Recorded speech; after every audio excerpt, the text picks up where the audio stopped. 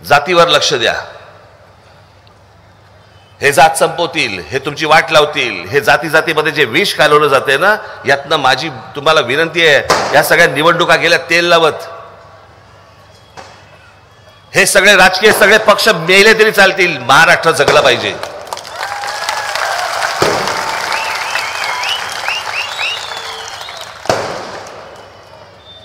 ती काळाची गरज आहे.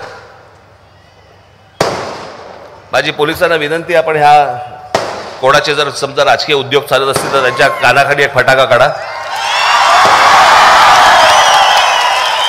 आणि आपल्याकडनं होत नसेल तर आम्ही तयारच आहोत.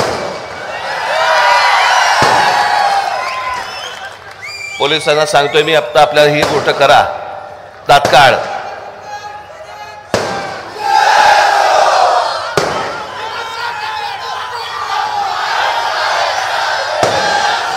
ही सगळी जी मंडळी आहेत, ही सगळी तुम्हाला त्याच्यापासून दूर लोटतायत की आम्ही आमच्याकडे तालुक्यामध्ये विकास नाही करू शकलो, आम्ही आमच्या शहरामध्ये काही उद्योगधंदे नाही आणू शकलो.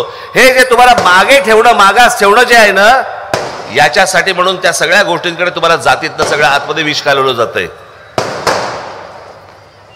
हे सगळे उद्योग ह्याच्यासाठी सुरू आहेत सगळे. आपण ही गोष्ट नीट समजून घेतली पाहिजे की हे काय राजकारण सुरू आहे आपल्या भोवती. गेल्या 5 वर्ष काढून बघा, त्यांनी ह्या जो तमाशा मांडला सगळ्या लोकांनी, कोण कुठचा आमदार कुठे येतोय निवडून, तो विकला जातोय, तो दुसऱ्या पक्षामध्ये जातो.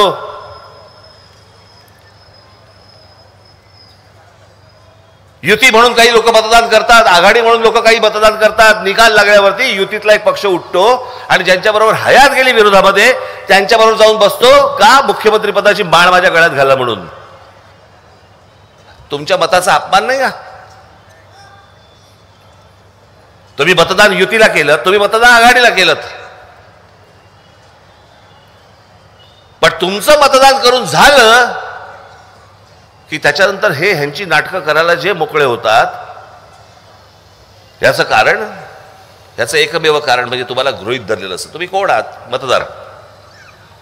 काय करणार आहात? मतदानाच्या दिवशी जिवंत राहा, मतदान करा, बोट दाबा द्या याच्या निशाणीवरती, बाहेर पडल्यावर मेलात तरी चालेल.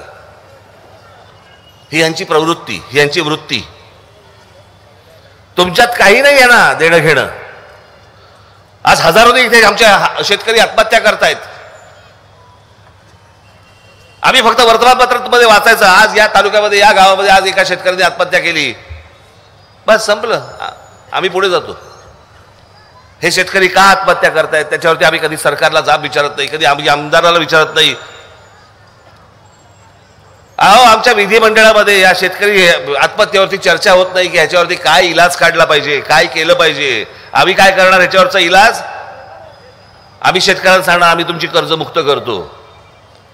अहो, कर्जमुक्त कराल, पण तो जो आत्महत्या करतोय ते थांबेल कसं? कोणी याच्यावरती उत्तरं काढत नाही. काल महाराष्ट्र नवनिर्माण सेनेचा जाहीरनामा आलाय, जरूर वाचा, डिजिटलवरती आहे, सगळीकडे आता बाहेर आलेला आहे, जरूर वाचा. हा या देशामधला पहिला जाहीरनामा आहे की ज्याच्यामध्ये महाराष्ट्रामधले प्रश्न आणि ते प्रश्न कसे सोडवायची त्याची उत्तरं हे एका जाहीरनाम्यात दिलेली आहेत.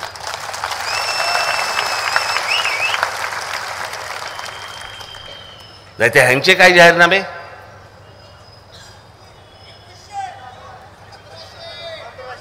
महिलांना आज पैसे द्यायचे,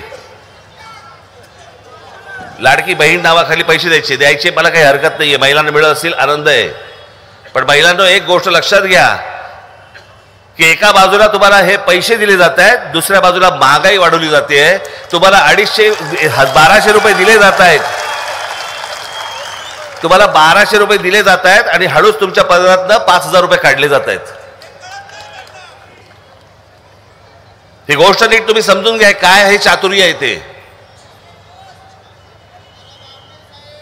हे अशाच प्रकारचं याचं कारण आपण राजकारणाकडे, या निवडणुकांकडे गांभीर्याने पाहत नाही, आपण हसण्यावर देतो.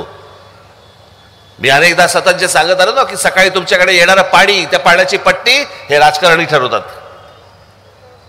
तुमच्याकडे सकाळचं येणारं दूध, त्या दुधाचा भाव हे राजकारणी ठरवतात.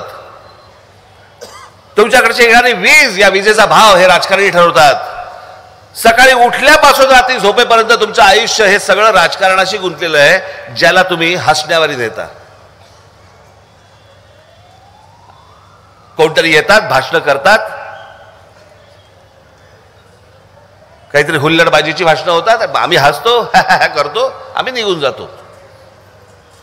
पण या सगळ्या प्रकरणामध्ये कधीतरी एकदा विचार करा की याच्यामध्ये तुमची प्रत्येकाची 5-5 वर्ष निघून जात आहेत. 5-5 वर्ष. माझा जन्मावरती माझा विश्वास नाही आहे, तो हा जन्म, आणि या जन्मामधली तुमची 5-5 वर्ष जर जाणार असतील या लोकांच्या खाली, तुमच्या पुढच्या येणाऱ्या पिढ्या या लोकांच्या पायाशी टाकायच्यात तुम्हाला.